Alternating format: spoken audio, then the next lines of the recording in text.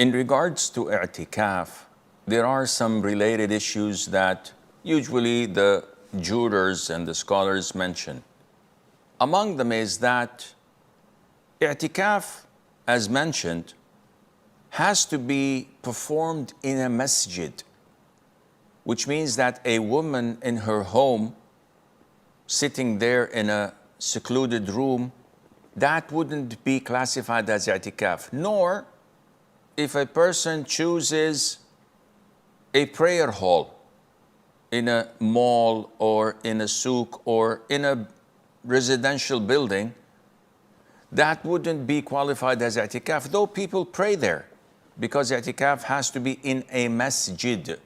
What do we mean by a masjid? A full-fledged place devoted to Allah, that can't be sold, can't be rented, that can't be inherited. It is an endowment, it's a waqf. That is where you can make i'tikaf. So let's presume that there is a masjid where people pray 5 times a day, and it is a real masjid. However, they don't have a Friday there. It's not a jami'.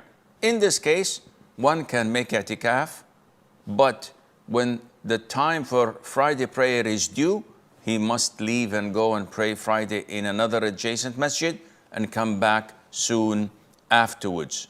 And wherever he sits in the masjid is permissible, whether it's in the roof or in the basement or in anywhere related to the masjid, that is fine. Now, i'tikaf, as stated before, was done by the Prophet ﷺ in the first 10 nights, then in the middle 10 nights, and it was finally settled to be done at the last 10 nights of Ramadan. And the Prophet used to do things in these 10 nights and perform and excel in worshiping Allah Azza wa Jal more than any other night during the whole entire year. And whenever Sallallahu Alaihi Wasallam wanted to offer ibadah and worship during the last 10 nights, as Mother Aisha says, whenever the 10 nights of Ramadan were due, the Prophet ﷺ would revive his nights by worshiping Allah and praying and doing dhikr. And he would wake up his family, his wives, so that they would also be encouraged to pray and offer forms of worship. And he would tighten his apron, his izar. And this has 2 meanings. Either it is a metaphor that indicates when the tough gets going, the going gets tough.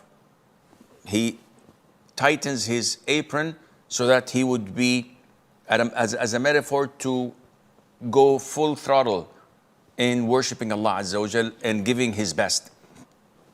The second meaning is that it is literal, that he was tightening his izar, he would not loosen it up, so that he would not have any intimacy with his wives in these 10 nights, because these 10 nights are totally devoted to Allah Azza wa Jal.